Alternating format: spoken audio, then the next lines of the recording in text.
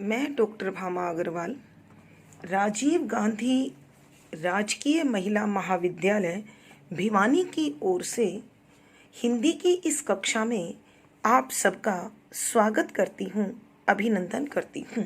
आइए बच्चों, अब हम अपनी पुस्तक समकालीन हिंदी कविता में संकलित अज्ञे द्वारा रचित उड़चल हारिल नामक कविता का अध्ययन आरंभ करते हैं।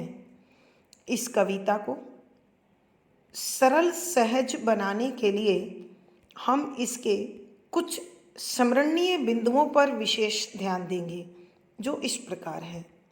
नंबर 1, यह एक प्रयोगवादी प्रतीकात्मक रचना है।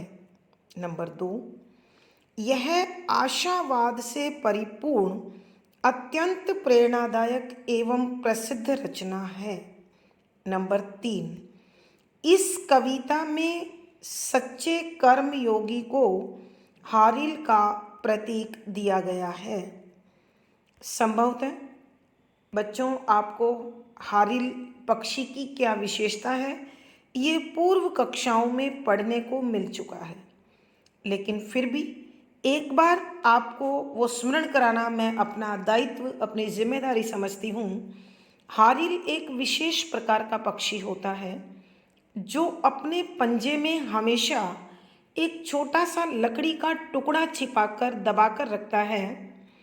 उसे लगता है कि यह लकड़ी का टुकड़ा उसे सबसे बड़ी शक्ति या सहारा बनकर सहयोग देगा। तो कर्मयोगी के लिए उसके पास जो थोड़े बहुत साधन हैं और उसकी मन की शक्ति ही उसकी लकड़ी होती है। तो यहाँ कविता में कर्मयोगी हारिल है, ऐसा कवि ने बताया है। नंबर 4, ओछा, जिसे हम छोटा कहते हैं, अकेला तिनका सीमित साधनों का प्रतीक है। नंबर 5, इस रचना में प्राची यानी पूर्व दिशा मानव जीवन की प्राप्ति का प्रतीक है कि हमें मनुष्य का शरीर मिला है तो कुछ करने के लिए मिला है। नंबर 6, भारतीय ग्रंथों में मानव के लिए प्रयुक्त अहम ब्रह्म अस्मि अर्थात मैं ही निर्माता हूँ का भाव रचना की जीवनी शक्ति है, यानी रचना को सजीव बनाता है, अमर बनाता है। नंबर 7, सच्चा कर्मयोगी अपने दृढ़ संकल्प, लगन और खुद पर भरोसे के साथ जीवन का युद्ध जीतता है। वह दूसरों का इंतज़ार या दूसरे के सहयोग का इंतज़ार नहीं करता। नंबर 8, मानव मिट्टी से बना है और मिट्टी में ही मिल जाता है, और इस मिट्टी से मिट्टी बनने के सफ़र में उसे अपना विशेष देना होता है, करना होता है। अतः इस सफ़र में ही उसे नव निर्माण और सृजन करना है। नंबर 9, यह सृजन ही उसको अमरता प्रदान करेगा, यानी वो अपने इस जीवन काल में जिन विशेष कार्यों को करेगा उससे वह अमर हो जाएगा, वह लोगों की प्रेरणा बन पाएगा। नंबर 10, जीवन संघर्ष से भरा रहता है, अतः इसका डटकर मुकाबला करना है या करना चाहिए। नंबर 11, जो जहाँ है, जैसी स्थिति में है, उसे हमेशा अपने कर्म में लगा रहना चाहिए। यह कर्म पूरा करना पूर्णतः ही मानव का धर्म है, जो उसे जन जन का आदर्श बना सकता है। अगर बच्चों हम इन स्मरणीय बिंदुओं को अच्छी प्रकार से स्मरण करते हैं तो फिर कविता एकदम सरल है। पद संख्या 1। उड़चल हारिल लिए हाथ में वही अकेला ओछा तिनका। उषा जाग उठी प्राची में, कैसी बाट भरोसा किनका। शक्ति तेरे हाथों में, छूट न जाए चाह सृजन की। शक्ति रहे तेरे हाथों में, रुक न जाए यह गति जीवन की। प्रसंग। प्रस्तुत पद हमारी हिंदी की पाठ्य पुस्तक समकालीन हिंदी कविता में संकलित आज्ञे जी द्वारा रचित कविता उड़चल हारिल से लिया गया है। संदर्भ। इस कविता में कवि ने आने वाली पीढ़ी या देश के नवयुवकों को अपने सीमित संसाधनों के साथ, जो थोड़े बहुत साधन उसके पास है, उनका समय पर सदुपयोग करके देश का निर्माण करने का आह्वान किया है। सृजन का दायित्व उन्हें सौंपा है, कहा है। तो वो क्या कहते हैं भारतीय नवयुवकों को, इन पदों में कवि ये कहना चाहते हैं। देखिए, सर्वप्रथम शब्दों के अर्थ। उड़ चल यानी उड़ता रहे। उड़ता रहे प्रतीकात्मक प्रयोग है, यहाँ है कर्म में लगा रहे। हारिल, हारिल की तरह अर्थात सच्चे कर्मयोगी की तरह। लिए लेकर, हाथ हाथों में, वही जो हारिल ने उठा रखा था। अकेला एक, ओछा छोटा सा, तिनका तिनका। तो कवि हारिल पक्षी को संबोधित करके कहता है कि जो तूने अपने पंजे में एक छोटा सा तिनका दबा रखा है, उसी को लेकर तू उड़ता जा। लेकिन कवि वास्तव में पुकार रहा है सच्चे कर्मयोगी को। कवि कहता है कि हे हारिल रूपी कर्मयोगी, तू भी हारिल की तरह जो थोड़ी से साधन तेरे पास हैं, उन साधनों को एकत्रित कर, उनका समय पर सदुपयोग कर और लगातार अपने काम में लगा रहे। उषा जाग उठी प्राची में। उषा प्रातःकाल, जाग उठी निकल आई है। प्राची पूर्व दिशा में, कि देखो पूर्व दिशा में सूर्य उदय हो गया है और सवेरा होने लगा है। कैसी बाट, कि तू किसका इंतजार कर रहा है। भरोसा किनका, कि तुझे किस पर भरोसा है कि जो तेरा काम संपन्न कर देगा या तेरे काम में तेरी सहायता करेगा। किसी का इंतजार मत कर, किसी पे भरोसा मत कर। भरोसा कर अपनी भुजाओं पर, तेरे पास जो सीमित साधन है उन पर भरोसा कर। तेरे मन की ताकत पर भरोसा कर, तेरे शरीर की ताकत पर, और इन पर भरोसा करके एक दृढ़ संकल्प का निर्माण कर कि देख पूर्व दिशा में सूर्य उदय हो गया है।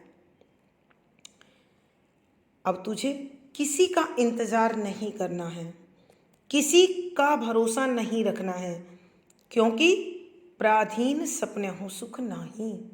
जो दूसरों का मुख देखते रहते हैं उन्हें कभी भी सफलता प्राप्त नहीं होती। तो कवि कहते हैं देख तुझे मानव जीवन मिला है और इस मानव जीवन में यौवन मिला है, तो इस शक्ति का तू लाभ उठा। किसी का इंतजार मत कर, कि ये भी विश्वास मत कर कि कोई आएगा और तेरा सहयोग करेगा। इस आशा को छोड़कर तो खुद पर भरोसा कर, खुद के साधनों का सदुपयोग कर और अपने कार्य में स्वयं लग जा। शक्ति तेरे हाथों में। शक्ति ताकत, किसकी शक्ति? परमात्मा की शक्ति। कौन सी शक्ति? कार्य करने की शक्ति तेरे तेरे हाथों हाथों में है। छूट न जाए यह चाह सृजन की। छूट न जाए, रह न जाए, यह चाह इच्छा सृजन की, नव निर्माण की, कि मनुष्य इस संसार में आकर कुछ करना चाहता है, लेकिन कभी परिस्थितियाँ नहीं मिलती, कभी साधन नहीं मिलते, कभी सहयोग नहीं मिलता, तो कभी कहते हैं तुझे इनका इंतज़ार नहीं करना है। जो कुछ कार्य करने की तेरे मन में इच्छा है, जो तू करना चाहता है, उस कार्य की ताकत ईश्वर ने स्वयं तेरे हाथों में दी है। जब तक तू अपनी शक्ति को नहीं पहचानेगा, जब तक तू खुद पर भरोसा नहीं करेगा, तब तक तुझ में आत्मविश्वास नहीं आएगा। और जब तुझ में आत्मविश्वास नहीं होगा तो फिर किसी का सहारा भी तेरा कुछ काम नहीं कर पाएगा, कुछ काम नहीं आएगा। तो जो तूने अपने मन में कार्य करने की ठानी है, जिसकी समाज को ज़रूरत है, जिसकी राष्ट्र को ज़रूरत है, उस कार्य को संपन्न करने की ताकत केवल तेरे हाथों में है, तेरे मन में है, तेरे संकल्प में है। तो तू इन्हीं के सहारे आगे बढ़। शक्ति रहे तेरे हाथों में कि मैं चाहता हूँ कि जो ताकत तेरे पास है ये हमेशा बनी रहे, तेरे हाथों में रहे, रुक न जाए गति जीवन की। देखो, अगर तूने उस शक्ति पर भरोसा नहीं किया, उस पर विश्वास नहीं किया, तो निश्चित रूप से यह जीवन एक दिन ठहर जाएगा और तुझे सिर्फ पश्चाताप मिलेगा, तुझे सिर्फ दुख मिलेगा, पछतावा मिलेगा। तो आप लोगों ने बच्चों सुन रखा होगा, चलती का नाम गाड़ी। यानी जब तक मनुष्य का जीवन गतिशील है, जब तक मनुष्य अपने आप पर भरोसा रखकर आगे बढ़ता रहता है, तो एक ना एक दिन मंजिल अवश्य मिलती है, एक ना एक दिन सफलता अवश्य मिलती है। और जीवन में वो पा लेता है जिसकी उसने कभी कल्पना की होती है। तो कवि चाहते हैं, कवि के जो मनोभाव हैं वो यही है कि जब तक मनुष्य इस संसार में रहता है, अपने सभी साधनों का समय पर पूरा पूरा प्रयोग लेकर अपने आसपास, अपने परिवेश, अपने परिवार, अपने समाज, अपने राष्ट्र आदि के लिए जो संकल्प उसने अपने मन में किए हैं, उन संकल्पों को वो पूरा करे और एक ऐसे नए युग का नवनिर्माण करे जो उसे हमेशा हमेशा के लिए अमर बना दे। कवि के कहने का भाव यह है कि हे नवयुवक, तेरे पास जो थोड़े बहुत साधन हैं, उन्हें तू अपनी भरपूर शारीरिक शक्ति के सहयोग में लेकर समय पर कार्य संपन्न कर, ताकि तुझे सफलता मिले, तुझे उल्लास मिले, आनंद मिले और सम्मान मिले। विशेष यहाँ आशावादी स्वर इस कवि में है, इस कविता में है। तो कवि चाहते हैं कि भारतीय नवयुवक अपनी शक्ति का संकल्प के साथ प्रयोग कर सफलता प्राप्त करे। शुद्ध साहित्यिक खड़ी बोली का प्रयोग है, वीर रस ओज गुण है, लक्षणा शब्द शक्ति है, तुकांत छंद है, गे शैली है, अलंकार देखिए बच्चों, अनुप्रास है, प्रश्न है, रूपक है और संदेश अलंकार है। आज की वीडियो में बस इतना ही। आशा है आपको यह विषय अच्छी प्रकार समझ आ गया होगा। लाइक करें, शेयर करें और अपनी विषय वस्तु समय पर प्राप्त करने के लिए चैनल को सब्सक्राइब करें। धन्यवाद बच्चों। आपका जीवन और दिन सुखमय हो, मंगलमय हो।